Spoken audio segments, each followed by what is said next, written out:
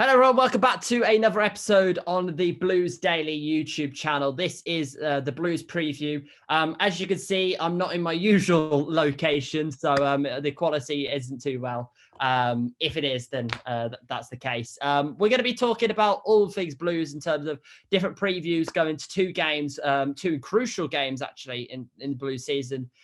We've got Fulham coming up, which is obviously a very highly competitive game that will happen. And actually one in the ranks where we think if we can possibly provide something against Fulham and maybe beat them like we did against an upset against Sheffield United in match day 1, we could be looking, and let's not get too ahead of ourselves, but as Tom says on the other podcast, which we won't mention, top 6 could be a possibility. So we'd have to see. And then, of course, we've got Peterborough away coming up as well on the weekend, which Tom is going to go to, and I'm sure it's going to be a hell of a game as well. But talking it from Derby, first of all, Troy Deeney is a Blue. It was his debut game. When the reaction of Deeney when he came on the pitch, Tom, that was almost something when he kind of gave the actual the Blues fans the kind of elements of the fact that he's arrived, and the Tilton gave him a massive appreciation when he came up as a sub. And I think it shows as well that he was happy to kind of get on the pitch as well. The game itself, he was in late, so it was almost like a fitness thing to get him back up to strike to show how we play, how Lee wants him to play as well. But kind of what are your thoughts and reactions on Deeney's kind of first game and when he initially came on as well? The atmosphere, if that was a full atmosphere, that would have been quite something. Yeah, it would have been a lot better if the stadium was packed out. But no, it was good. I think it was weird, really, because when everyone saw he was about to come on, like literally the whole place started to lift up. It's like, oh, everyone's getting all gassed. And then fucking Tom Lawrence goes and elbows Chong in the throat. And then all of a sudden, like, everyone sees the medical staff running on the pitch for Chong, and the mood just dies. Like, completely dies. Everyone's like, no, Starboy's dead. No, please. The season is literally in the balance.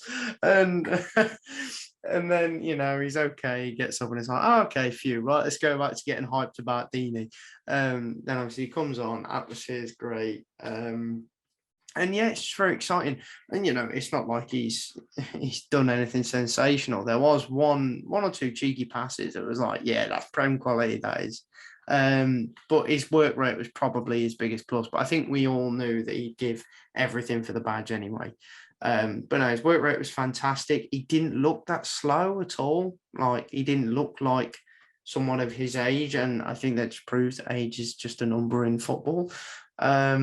So no, he looked very committed. He looked very fit as well. Looked raring to go, and looked like he could keep up with the pace, if not better the pace of some of the other players on the pitch, and just looked more match fit and ready to go than a lot of other people did. So now hopefully we'll see more from him, maybe a start soon, who knows. It might be too soon for that yet, I'm not too sure, but fingers crossed, we'll see. No, it was a decent little showing, and loved it when he tried to take the ball to the corner as well and sort of shit out the last few minutes. That was good. No, I really enjoyed that. And, obviously it was lovely to see how he was in the celebrations when Bella scored as well, just going up to everyone and just, you can see his leadership qualities. They were there for all to see. And, it could. I think the only thing that could have improved it would have been a full stadium. That's it.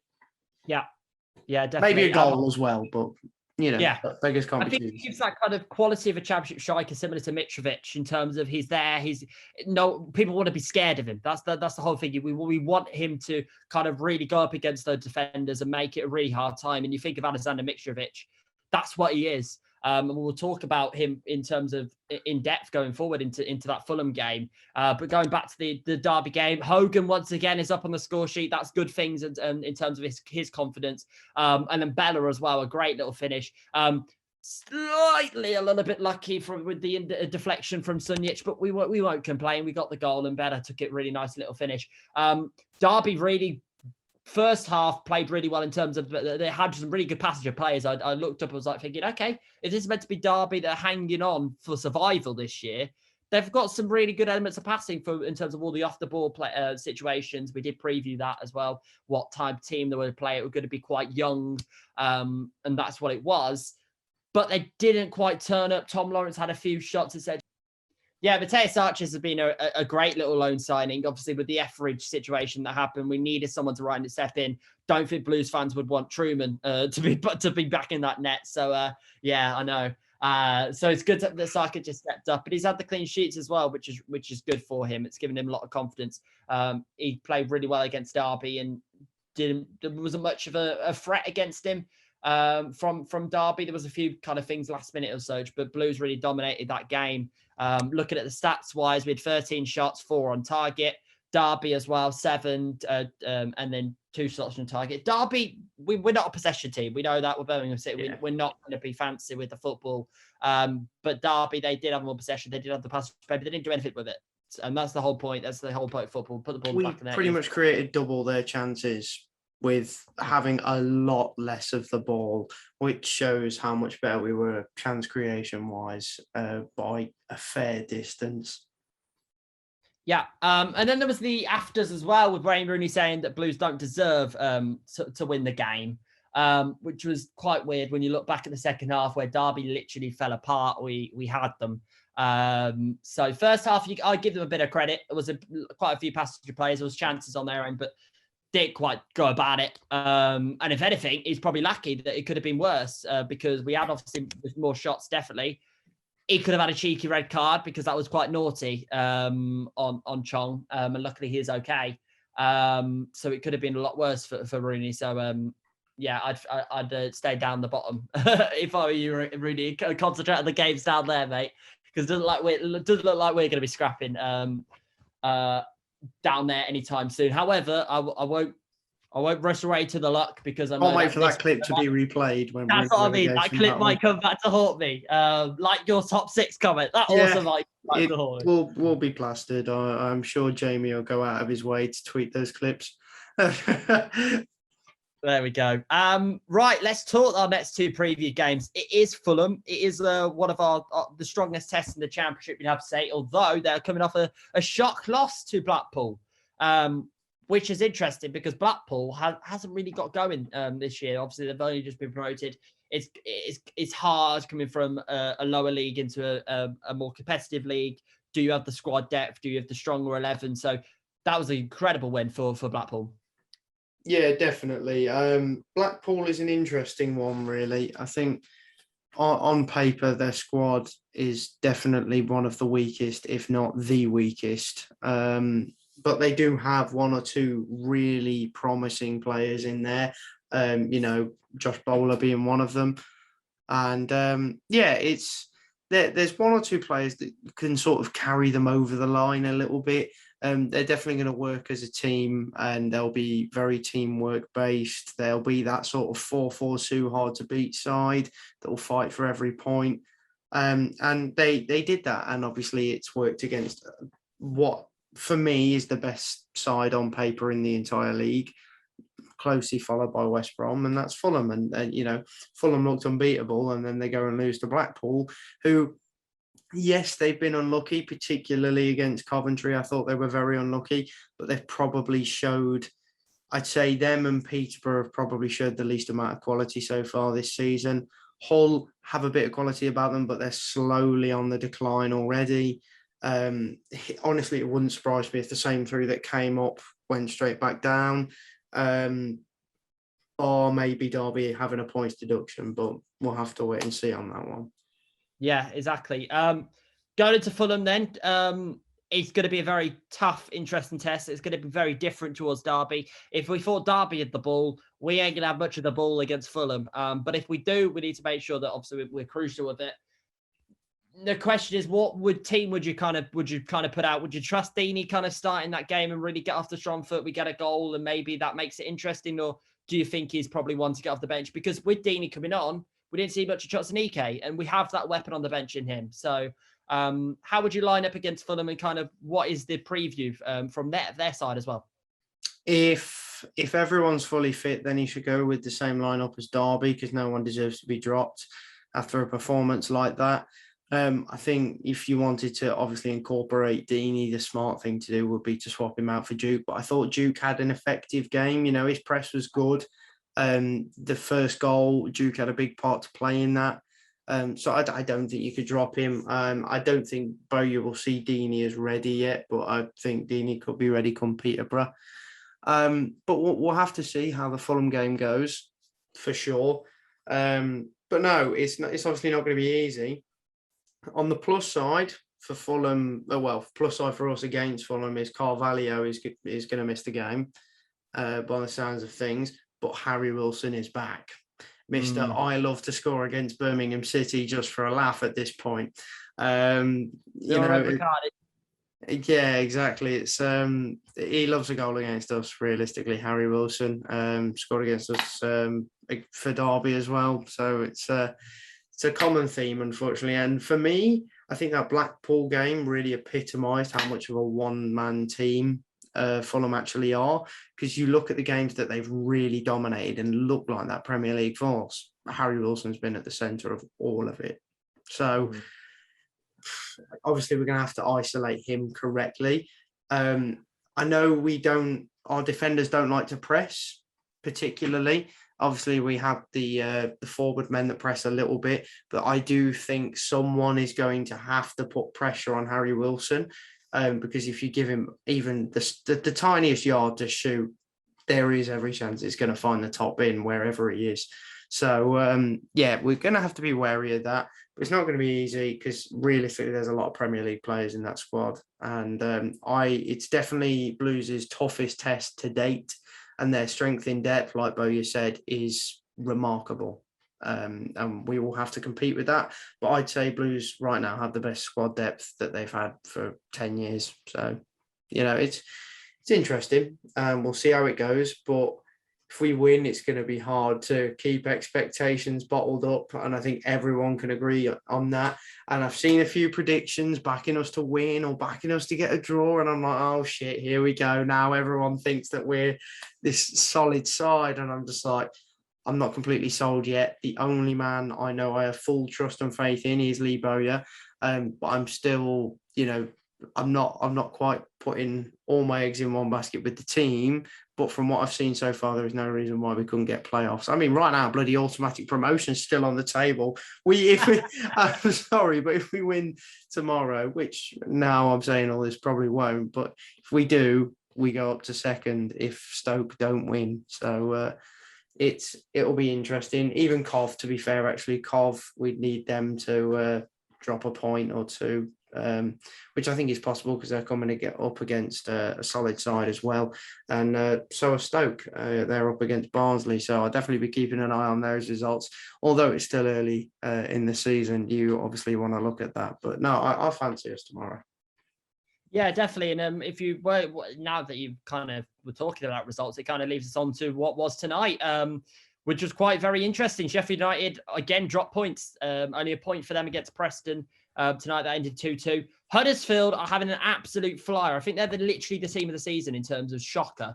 Along with us, I'd have to say. They are literally, if you saw Huddersfield last year, they were again, kind of similar to us. We were with Karanka literally crying on to staying up and clinging on for every point. Bournemouth looked very good under Scott Parker. They got result against QPR today 2-1. Blackburn beat Hull. Remember the Tony Mowbray almost got into the top six, and then all of a sudden lost, and just pushed them down the table into the bottom half. But they were well enough to stay clear.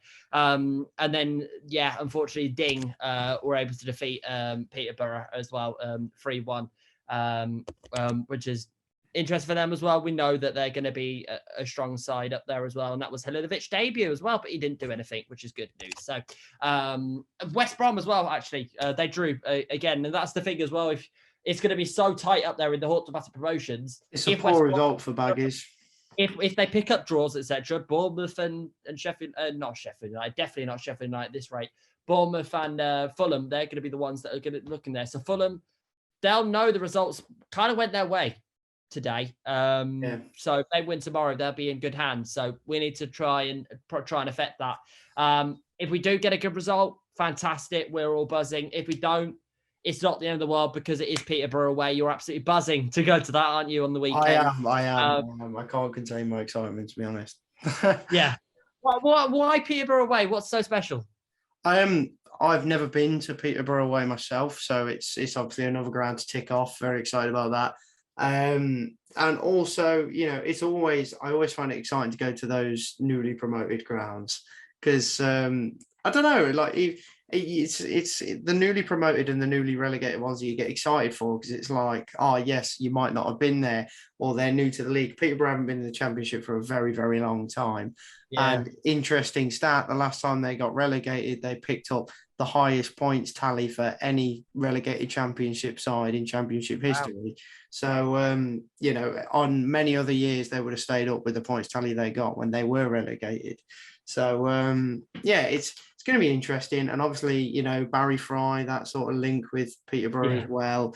It's always good to see. But I've heard good things about Posh away, and it looks like a good away end. I love sort of big one stands that are just dedicated to away fans, like behind the goal. I think they are the perfect sort of away day sort of stand. And it looks like an old-fashioned ground, so it could be a good laugh.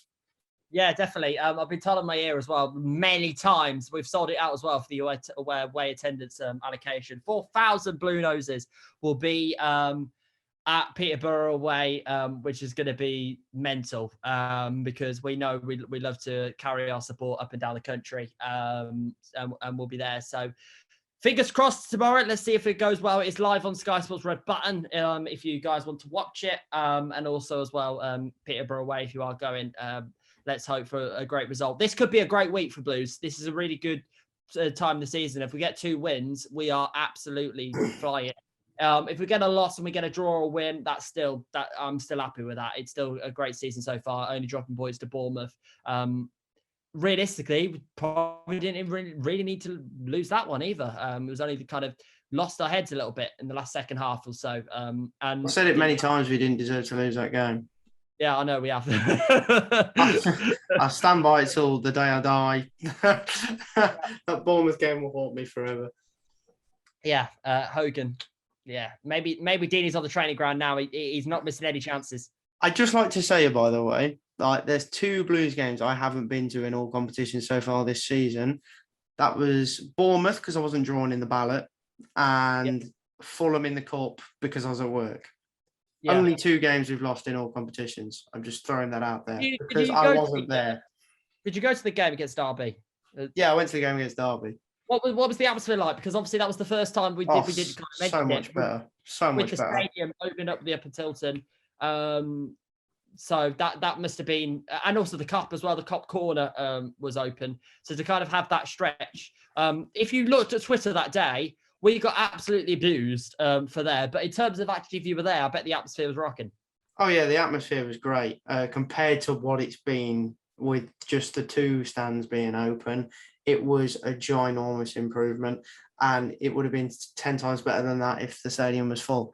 So my only concern, and I still don't know what the reason for it was. I saw a lot of people asking questions on Twitter, like why it happened. Yeah. I have no idea. And that was the torches. Like, but why? Oh, don't get me started on the torches. Why was the Gil Merrick and then also the Upper Tilton? I don't quite know either. Torches. Like, no one knows. No one. And I'm just there like, sorry, why is this happening? This is really embarrassing. Can it just stop? And I didn't understand it. It's like, you don't see many teams do it, but when it is done, you get rinsed for it. It's one of those big tin pot things that will, people will take the mickey out of. I mean, if there was a reason for it, I'd understand, but I have not seen anyone say there was a certain reason for it. I've looked hard. There was a clap, appreciation clap, a support during the game. That was about it that I can remember. I don't think it was. Yeah, that was for former Blues defender Oroji. That was really good. It helped the atmosphere as well. His family weren't too far away from me in the Gil Merrick. It was quite emotional to watch actually. So it's good that Blues paid that tribute, and that obviously gave the game a bit of a lift as well. And I do love it when Blues do those sort of things. Even when a Blues fan has passed away and he gets a dedicated clap for a certain minute for his age. I honestly, I love that. That's the sort of thing that I don't really tend to see at many other football clubs, but we always do it at Blues, and every single time it gets the atmosphere going again as well, because it's like, come on, it's doing this for them, and I just think that's so special. But no, overall the atmosphere was a lot better at the Derby game compared to some of the other home games, and it does finally feel like we're getting the proper St Andrews experience back. Just need the rest of the stands fixed. But hey ho, if Jude Bellingham goes to Liverpool or Man City for 100 million, that's 20 million in the bank, mate. We only need 2 million to fix the rest of the stands. Just fix them. Leave him at Dortmund. It's fine. He doesn't need to go anywhere. Oh, I forgot you're a Dortmund fan. No, no, Blues need the money. No, Blues not what we're talking about. Go back to finish off.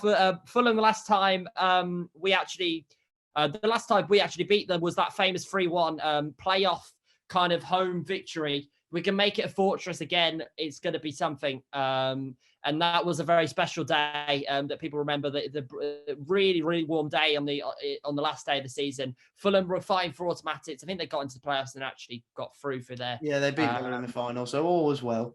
All was well for them. But no, I do remember that. Blues causing the Survival Sunday. It was absolutely class. One of the best games I've ever been to at St Andrews in my life. It was Fulham have had a very good record at St Andrews. Obviously, they've only played 2, one of them being the League Cup victory only a few weeks ago.